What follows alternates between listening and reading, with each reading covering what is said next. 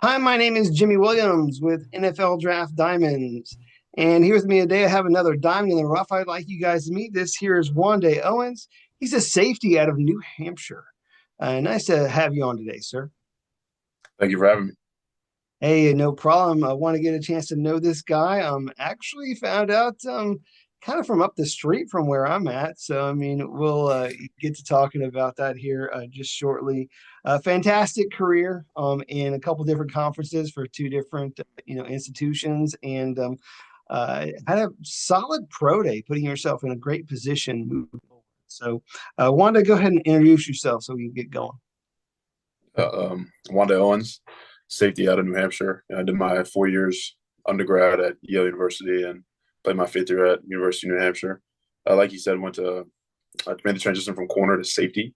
Played 4 years at corner and 1 year safety. And ultimately, the last couple of months been training for the draft next week.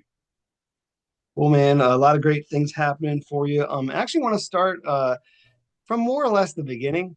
How long have you played this game of football? First year was 2008. So 2008. Damn, don't make me do the math, man. How old were I was seven. you? 7 years old. So 7 years old, and it seemed as if, like, when I was looking up some of the information on you, there early on, I think we more so noticed you as a running back. Was a fantastic running back during your high school days. Um, Broke some mad records too, which I think is just phenomenal. Let's talk about the early days of you as an athlete, if you don't mind. Yeah, it all stems from playing out in the yard with my brothers. I have three older brothers, a younger brother, and a younger sister. So we're all very competitive, and we always to play ball outside in the yard is kind of where my competitiveness stems from. And I always used to chase my older brothers and whatever they did, and whatever they were fastest to reach them and overtake them. Gotcha.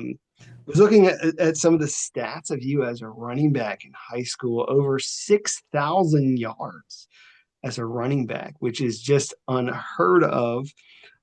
Actually broke a record in Howard County, rushing for something, I don't know, phenomenal, like 2,600, 2,700 yards, something stupid, man. That's like cheat code numbers on Madden, man. But talk to me about the early days of you in high school at Glen Elg there in Howard County. Yeah. So my older brothers went to Glenelg as well. So going in there, it's try to follow my brother's footsteps. As the year before, he ultimately had a great season, and I came in as a freshman. Played freshman year on JV, and that was a fun time. JV football was fun, and then the end of the year, I got pulled up to varsity for the varsity playoff run. And my first varsity game, actually, the starter that year had gotten hurt. So he's gonna miss the game, and I didn't know until pregame, like right before the kickoff. So I'm like, oh man, I actually might play in this game. And then Coach Schaefer went and put other guys in before me, and I think it was the third or fourth drive he put me in, and I got a spark on offense, and that was it. Yeah, I mean, so I'm sitting here looking at a guy whose high school numbers as a running back were just phenomenal, really. Over 6,000 yards, 82 touchdowns, some county records, which is great. But of course, we introduced you as a defensive back, man. How did this transition happen? Was it kind of part of like the whole recruiting process or what? Yeah, it happened in recruiting. It's going as into my senior year after junior year. I'd gotten hurt. Junior year, I missed 4 games, and I guess my tape wasn't that great. I was kind of not at my best athletically, and so coaches were looking at me. Okay, he's 5'11", 185 pound guy, lanky arms. Guy could has a defensive back prototype, could make a good DB in college. And ultimately, I just want to go somewhere where I could get on the field. It didn't really matter. I want to go somewhere and play and go somewhere where I felt like home. And Yale was one of those spots. And they recruited me as an athlete. And I went to multiple prospect camps. One of them I started off as a running back. The next one, I was with the defensive guys.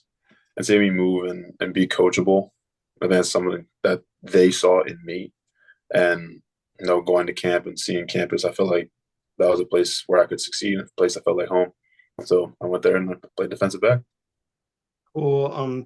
Let's park there at during your time at Yale. Of course, Yale, very prestigious institution. When people think of the Ivy League, they think of Yale as one of the top universities really in the world. And so you get an opportunity to go there, get a great quality education, and of course play some football. There at the early years. You're mainly doing special teams, and then boom, the pandemic happens. Ivy League is not participating, but you do eventually get your opportunity, and you run with it. So, talk about the early days if you play in there at Yale. Yeah, like you said, pandemic hits, and ultimately that was a blessing in disguise for me in my experience. Because touching back on what we just talked about, I played running back in high school, and so going to Yale, learning not only college ball as a language, but defensive football as a language on top of that.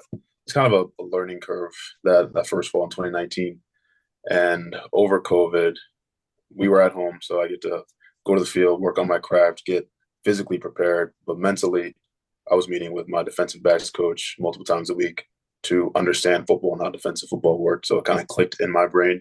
We were breaking it down into shapes and geometries. Okay, you have two receivers, you need 3/2. That's a triangle, stuff like that. Stuff as trivial as that. And that's what kind of helped me grasp it. And then coming back in that spring of 2021, getting those quality spring bar reps every day. That's kind of where stuff started to take off. Yeah, and really position yourself well there in the Ivy League. During your time as a starter, again, as we had mentioned, you were actually playing more so corner. You were all Ivy League the three times that you were a starter there. So uh, I know it's a lot to, I guess, chat about in maybe just a few sentences or whatever, but what's the lasting, I guess, memory, legacy, or something that you get from your time at Yale? I mean, I know that there's a lot of people that poured into you during that time and made you who you are today. A lot of great games too, but just talk about your experience at Yale for a little bit. I think one of my biggest takeaways was leadership.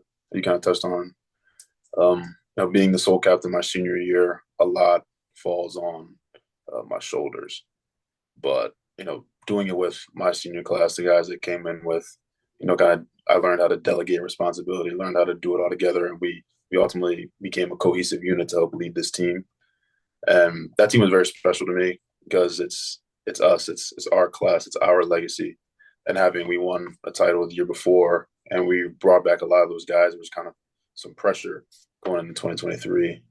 And we started off rocky, but when we figured it out, hit our stride, and ultimately at the end, beat Harvard at home for the Ivy League championship. That was a surreal moment right there. Awesome. During your time at both Yale and New Hampshire, I have in my notes that you have a collective 276 tackles during your career. So something to hang your hat on there. And as you had mentioned, you were a team captain your last year there at Yale. So, I mean, when you turn on the tape, I mean, it is very noticeable that you are very vocal leader there in the secondary, helping out the people around you, getting people set and ready, Mm.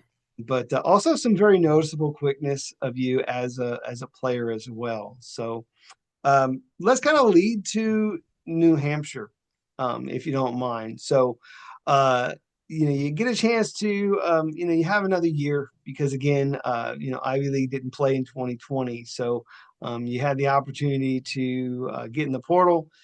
So talk about your portal experience and how you ended up at New Hampshire. Yeah, being in Portal was an interesting experience. It's kind of like being recruited again, but this time as a 22-year-old freshman. So it wasn't all that similar to being recruited at high school, but it kind of was at the same time. So I went on my visits. It was me by myself. I went to New Hampshire. I went to Maine. I went to Richmond, and I was like, okay, you don't have to sugarcoat me. You don't have to set me up with this fancy dinner or whatever. I can see right through it. I've been on the other side, but I just want to get a feel for the program, know what school was going to be like, and if I could really see myself here and see myself succeeding here. And it was between Maine and New Hampshire for the last two. the head coach at Maine, Coach Stevens, he was the recruiting coordinator for my area out of high school. He coached at Yale, and what he was building up there was, very similar to what Yale was. He's building him into Yale, kind of using that model we had down there in New Haven, um, as a model for what they got going on at Maine. And with New Hampshire, they have rich tradition, rich playoff history, and Coach Santos is doing a great job up there. Even though it's a similar defense, similar locker room vibes to what I had at Yale, New Hampshire was a spot where I could feel like I could grow the most and grow as a player, grow as a man, and ultimately put my game on a platform to project myself to the next level. And New Hampshire was. Yeah, I mean, you go to New Hampshire. New Hampshire, really great program there in the CAA. And I guess for what it's worth, it's kind of nice that you guys were able to get into the tournament. Of course, now the Ivy League is able to, or they plan on doing that this upcoming year. Should be Um, interesting. quick thoughts before we move on. I mean, I know that I kind of pulled that out of thin air, but what do you think? About the Ivy League going to tournament. Yeah, man. I think it's fantastic. And, you know, previous years we weren't allowed to, and there's been some speculation on, the Ivy Leagues would compete. Ivy Leagues could send teams far, and you'd see that with our out of conference schedule, we compete with other schools that may have gone far into the playoffs. So it should be good to see because Ivy League has great competition, and now it's not just people from the Ivy League saying that. You can actually see it with metrics in games against schools out of conference. I do wonder if they're going to increase the schedule now from 10 games, maybe add another week, another I out of think they conference should game. at least like Because one it's more doing out of playoffs. conference game or something like that. I think that Right. would certainly help. But very great competition there in the Ivy League, but also in the CAA. A lot of people feel that CAA is really one of the more competitive conferences. Not to disrespect the Ivy Leagues, but I mean CAA's got a lot of great talent there. You come in and you make an immediate impact, but you make that impact at safety instead of corner. How did that transition work? Because I think there at the beginning you were playing maybe more of a slot corner role, and then of course just kind of being a safety. How did that transition work? I kind of started in the portal. Some of the schools I was looking at wanted me as a safety, as a bigger body, heavier side for a corner, but right there in the middle for safety. I kind of just fit the safety mold, kind of how my game works, coming downhill, fitting the run, but also being able to guard bigger receivers, tight ends, and such. Transition in spring ball. That's when I made the transition physically in 2024, and there was a learning curve for sure. You know, just the speed of the game, seeing stuff from the outside versus now I'm seeing the whole formation, knowing what to look at. And so that was some of the mental cues that I had to really slow down how I was playing and see a little while also seeing a lot at the same time and how everything's interwoven together. Well, spring ball was great. 4 weeks of being able to play and make a stride and had a good year. Yeah, definitely had a great year. First team All-CAA this past year, which is awesome. I want to talk about a couple of the games that you were part of this past year. So, as I looked on PFF, the one game that actually was listed as one of your highest graded games was actually against Holy Cross. So Mm-hmm. let's talk about that one first. Was able to get the victory in that one. Anything from that game that sticks out? That was the first win of the season, and that was huge for us. Our safeties coach at the time, Coach James, he's now the defensive coordinator. He just came from Holy Cross because he was there from I think 2018 or so to 2023. So it was an emotional game for him. I played Holy Cross every single year, was 1-3. So being able to beat Holy Cross at Fitton Field was very emotional for a lot of guys involved. And New Hampshire had lost to Holy Cross the last time they played in the 2022 playoffs. So it was a big win for us, not only as our first of the season, but for kind of a rivalry between UNH and Holy Cross. Cool. Any moment in that game that sticks out for you specifically, like any breakup or something, any tackle or anything or no? Yes, there was a third down play. I think it's in the fourth quarter as the game was winding down. Um, they had motioned one of their tight ends across to make it 2-by-2 to 3-by-1, and they try to kind of set it up where you can get a little pass in the flat and turn the field and gain some yardage. It was kind of a third and medium type play, but ultimately I wove through the the offense and the guys on defense covering the guys, and ultimately made the play for like a 1 yard gain. And that was a big third down stop for us. Great. Wanted to highlight one more game before we move on from this past year, and that is the game against Maine. Really, that particular win, I want to say probably put you guys in the playoffs with that Yeah, victory. So, talk about that victory, getting one over on Maine, and then any plays or something in that game that you can highlight. that was an awesome game. That was definitely the coldest game for sure. Up in Maine, it was cold, one of those cold, windy, rainy days. Just weather was but that's what you get up north. Yep. Um, but that was they started off hot. They scored. I remember like Montego Moss had a one hand grab in the back of the end zone, which was crazy. And then they blocked a field goal. So now we're down. But at that point in time, we remained stalwart. And just pushed back and fought back, and our resilience showed. That was an emotional game. Does not only for the musket, it would have been our fourth straight victory. And coming into New Hampshire, you kind of hear about the main game, the main game, the main game, and ultimately it did live up to the hype. There's a lot of intensity on the field. Because even though Maine was, they were out of playoff contention, and they were doing everything in their power to knock us out of playoffs. And for me specifically, one play, I think it was kind of similar structure to the play I just talked about, a Holy Cross, but it was a jet sweep going in motion, and I ran a guy down for a 1 yard loss on for I think it was first down or something like that. But that was a really good play at the beginning of the second half. Kind of set the tone. Awesome. Again, able to come out with the victory in that game, which gave you guys an opportunity to get to the playoffs. I know you guys didn't have a deep playoff run, kind of got, knocked out there very early, but, Yeah, you end up with a fairly respectable record of 8-5 overall. Nothing to be too disappointed about, of course. I know you guys always want to, win championships and stuff. But I mean, I feel like overall, when we're looking at you at both, Yale and New Hampshire, very solid career. As I mentioned before, 276 total career tackles, and then all conference at two different institutions. Got to be something nice to hang your hat on, right? like yeah, it was good to make an impact at New Hampshire. The coaching staff up there really took me in, and the players as well. I was able to feel just as much as home. Gotcha. So now we're looking at you as an NFL prospect. I mean, we finish out your college years, and after your time there, you finish up, you end up going to the Tropical Bowl. Talk about your experience at the Tropical Bowl. If there's any maybe relationships built there, how the one-on-ones do, and the interviews overall. Yeah, I was training in Fort Lauderdale, and some of the guys that I was training with, two of them, Omar Rogers and Thomas Burke, were also in the Tropical Bowl, so we carpooled up together until ultimately got closer with those guys over the weekend. Um, but yeah, practice was good. It was interesting. Like it was a different time of year playing football. I was in January, and we're in 70 degrees in South Florida, so I was like, oh, okay. Um, Actually, Central Florida, it was Orlando.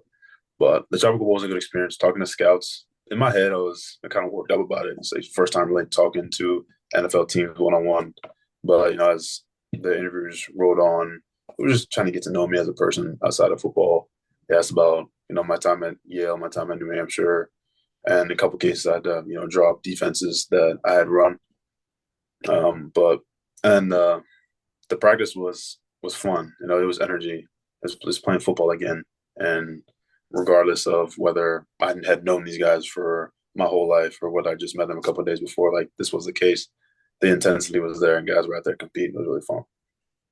Yeah, a lot of great talent at the Tropical Bowl this season. I know I've talked to several of them, during some of these, YouTube videos. So Mm-hmm. people can probably see damn near half the roster that I've interviewed. So great time there, putting yourself in a good position. And then, of course, you get to your pro day. which I feel like you did a phenomenal job at your pro day. I mean, I know people always want to run fast. They want to, do well in the 40. 40 was all right, but dude, all the other things, very explosive. Just want to highlight some of your results. 4.58 still fast in my opinion. I couldn't do that Mhm. on my best day, even when I was much younger.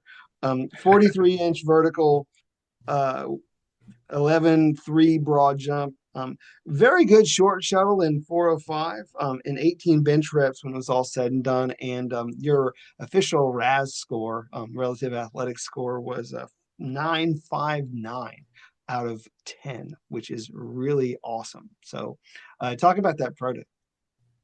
Yeah, going through training, you're all training for this one day, and you only have so many times to do these events. You get 1 or 2 reps max, so it's pretty stressful. You try not to psych yourself out about it, but I would say I was most nervous at the bench. That's what we did first. Is it kind of like the beginning of a game? It's not like, okay, it's first drive, and then you go right into it. Did my bench. I was like, all right, I'm in it now. Let's go. And I thought I was going to be more nervous for my 40, but I really wasn't. Walking up to the line, it's like, okay, it's here. This is the moment. I'm ready for this. I've trained for this for 3 months up at this point. And then, after pro day, when it was all said and done, it was just a nice relief. I could take a deep breath. It's like, ah, all the training, all the hard work, the majority of the work is done. Yeah, but it really wasn't done. I mean, you had some local days that you're attending Yeah. too. I mean, been a very busy guy, it seems. So, talk about the teams that you've met up with and some of these local days you've been a part of. Yeah. About 2 weeks ago, I was in New England at their local day. Got to see Gillette and their facilities and their bubble. That was a cool experience. To be run by their coaches and get coached by them and take their drills. And it was similar to how pro day was, the end of pro day when you do position work. It's about 15, 20 minutes of defensive back drills. You're backpedaling, you're breaking, your hip flips. Um, and I'd met with the Patriots after my pro day, so I didn't have a meeting that day. And then a couple days later, I was back home, went down to Washington. That was a great day. That was, I guess, the first time they had seen me move in person. They said I did well, and that was just good to hear. And then same thing with Baltimore on Saturday about a week ago. Came in as a local guy and said I moved well, and they had seen me on tape watching somebody else's film, and so they're like, "Oh, who's that guy?" And they found out that I was coming in, so that was a cool story to hear. But one of the things that stuck out to me most about all these places was the food. The food in the cafes was fantastic. I was like, "Whoa, wow! I get used to this." Yeah. How does it feel being a local guy from Maryland, stepping out there, whether it be for Baltimore or Washington, being on that field, knowing all of the greats that have graced that field? Um, Anything that kind of, I don't know, were you overcome at all by that experience or what? I'd say it's certainly cool because a lot of my good friends from home are both Commanders and Ravens fans, and something that would be awesome is to be able to play in front of my friends and family really locally, so it's easily accessible. But growing up, I was a Cowboys fan. Fortunately, unfortunately, I see you got a lot of Washington stuff in the back. But even now, like the Ravens are really fun to watch, and I guess I see them throughout my whole life really up close. It'd be awesome to play in Baltimore. Gotcha. Didn't know you were a Cowboys fan. But that's not going to change my opinion on you. Again, we're looking at a very great athlete who's going to get an opportunity here very soon. When we are looking at you as an NFL prospect, what do you think are maybe some of your best attributes moving forward? I'd say my mental game, playing corner and safety. I kind of got to know multiple parts of defense and how parts are interwoven together, but also being able to watch film, study tape, and digest things quickly. I think plays to my strengths. Also physically, as coming up and fitting the run, stopping certain run plays, and being able to guard bigger receivers and tight ends. I think that plays to my strength as well. Being versatile, playing in and around the box. Yeah, I mean, very versatile. And heck, even if they needed you to be running back, I'm pretty sure you could do that once again too. So, Shake off the rust. um, yeah, why not, man? I could definitely see you doing it in a pinch. I don't know if that is maybe even a possibility in the future, but probably going to be doing some special teams work as well. I'm not necessarily indicating return specialist, but I mean, has you've had a lot of great experience on special teams. Talk about, I guess, your approach to special teams and maybe like your favorite role. Yeah. Even coming from high school to college, and while you're in college, young in college, they preach special teams. In my experience, is that's how you get on the bus. That's what they say, and that couldn't be more true now. That's how you get ahead, is you make an impact on special teams. And so I was playing special teams all 4 years when I played. One of the philosophies at New Hampshire is like special teams, contrary to offense and defense, we have multiple downs. Special teams is one down. So that play can make or break games and flip momentum of games, which it did in our case. We had a few block punts, and then we had a few muff punts that changed the flow of the game. But special teams, like no one's too big for special teams at all. Right. Appreciate your attitude towards that. I want to take at least a brief moment to see if there's anything more that you want to share about yourself before we move on and wrap things up. So I don't know, man, if it's maybe any talent that you particularly have, any fun facts about yourself. Talk a little bit about Wande Owens, the guy, if you can for just a moment. Wande Owens, the guy outside of football. Um, One of my hobbies now, if you call it a hobby, more of a routine. I just wake up. I'm a New York Times word games guy. That's me through and through. Wordle, mini crossword connections, all that stuff. I send it in multiple group chats. I got one with my family, some of the guys from school. It's awesome, and I mean that's this is what I do. I'm a big problem solving guy, so I like do puzzles, play chess on my phone. But when I'm relaxing, I've been watching TV shows lately. Watching Paradise with my mom. That's a fantastic show. Some of my friends have been recommending it to me for a while, and I finally said, you know what, let me watch this. And then I had him back like, all right, guys, you're okay. You're right. It was a good show. Um, but yeah, it was time just relaxing besides working out, down to earth. Yeah. Cool. Well, we've been at this for a while and we kind of need to wrap up our time. It's been nice, walking through your journey, getting to know you as a player, as a person. But as we wrap things up, I know you've already talked to probably most of the league by now, whether it be at your pro day or down at the Tropical Bowl. But anybody else who maybe has yet to meet you, tell them what they need to know about the athlete Wande Owens and what he can bring to their program. So close us with your thoughts. Big thing about myself is effort. Like I said, no man's too big for special teams, and a big part of my game defensively is running to the ball and just getting knocked down, getting hit, getting up, and then getting able to do it again. That's fantastic. So it's a high effort guy. He definitely contribute to a team's win. Great. Well, again, right now we are looking at really one of the best guys who played at his position in the FCS this past year. But I mean, he's positioned himself to I don't know, maybe be a late round draft pick or a high priority free agent in this upcoming draft. But certainly a name to watch as this draft season unfolds. Wande, want to wish you all the best. Okay. Thank you. You as well. Sure. Once again, Wande Owens, safety, New Hampshire. Check this dude out.